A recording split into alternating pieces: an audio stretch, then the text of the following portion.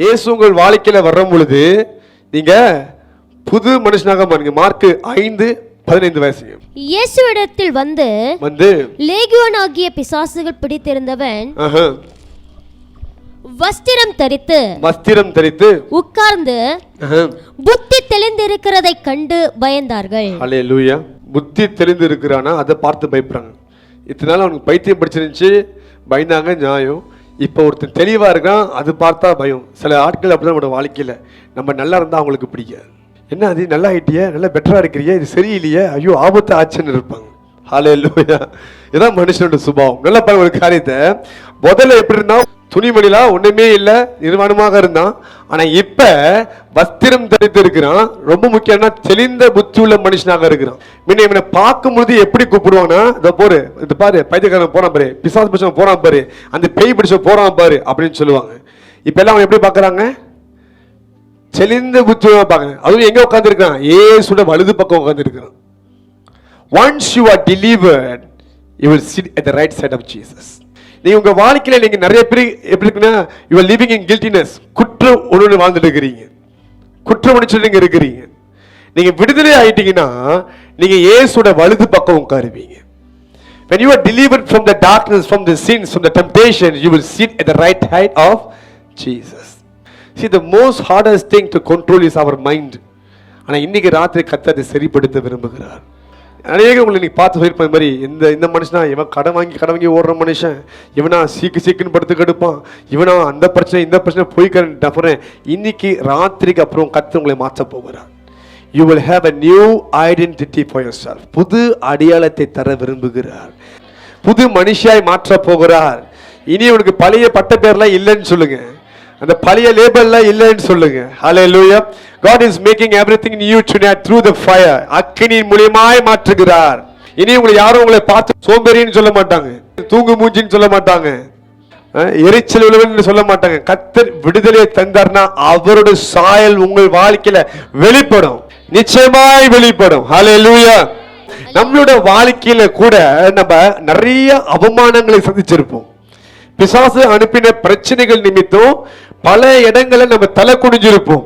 நம்மளை விரட்டி இருப்பாங்க, திட்டி இருப்பாங்க, உங்களை கண்டபடி பேசி ஒதுக்கி செஞ்சிருப்பாங்க.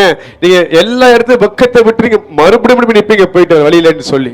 ஓகே, இதெல்லாம் அவமானம். ஹல்லேலூயா. நான் சொன்னேன், நீங்க கர்த்தரோட அக்கினி உங்க மேல விழுகும் பொழுது அந்த அவமானத்தை கர்த்தர் எடுத்து போடுவார். வஸ்திரம் தரித்து நிற்பீர்கள், ஆவியான உங்களை தரித்துக் கொள்ளுவார்.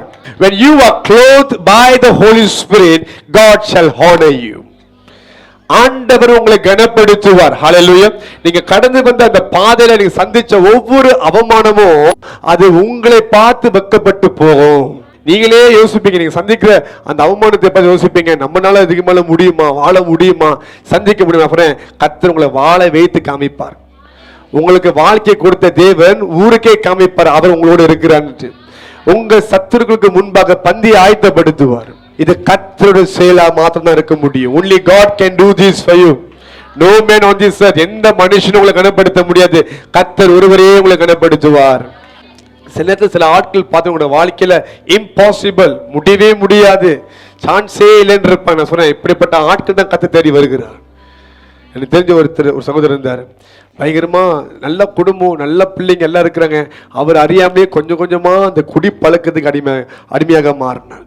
அதில் மாறும் பொழுது எவ்வளையோ ட்ரை பண்ணாங்க, மீட்டி கொண்டு வரதுக்கு முடியல. அவங்க ஒய்ஃப் ரொம்ப முயற்சி எடுத்தாங்க, முடியல. உபவாசம் போட்டு ஜெபம் பண்ணாங்க, அப்பயும் முடியல, கொண்டு வர முடியல. கடைசி அந்த குடும்பம் ரெண்டாக உடஞ்சிருச்சு. இவர் மாறவே மாட்டார், இவர் இப்படிதான் சொல்லிட்டு ஒய்ஃபும் பிள்ளைங்க எல்லாம் விட்டு போயிட்டாங்க. இப்ப இவரும் முயற்சி எடுக்கிற விடத்துக்கு விட முடியல, அப்படி போராட முடியல. கடைசி இயேசுவே எனக்கு உதவி செய்யுங்க அப்படி கேட்கும் பொழுது ஆண்டவரோட வாழ்க்கையை வெளிப்பட்டார். ஆண்டவர் வெளிப்படும் பொழுது அவர் அந்த பழக்கத்தை அப்படியே கொஞ்சம் கொஞ்சமா ஓட ஆரம்பிச்சு அதுலேருந்து மீண்டு வந்து மறுபடியும் அவர் வாழ்க்கையை கர்த்தர் சரிப்படுத்தினார். விட்டு போன குடும்பம் திருப்பி வந்து சேர்ந்தது. எல்லாமே அவரை பார்த்து தெரியுமா, முடிஞ்சு இவன் கதை, இதுக்கு மேல முடியாது, இவன் வாழ்க்கையை இவனையும் அழிச்சுட்டான் அப்படின்னாங்க. ஆனா இயேசு அந்த வாழ்க்கையை மறுபடியும் சேர்த்து வைத்தார், மறுபடியும் உருவாக்கினார், அந்த மனுஷனை கனப்படுத்த ஆரம்பிச்சார்.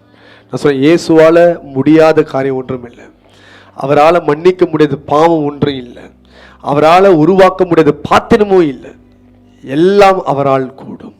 இந்த ராத்திரி கர்த்தர் இந்த காரியத்தை உங்க வாழ்க்கையில செய்ய போகிறார்.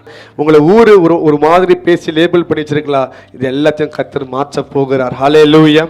நீங்க அவமானத்தை கடந்து நிக்கலாம், but something is going to happen to you in your life. Hallelujah.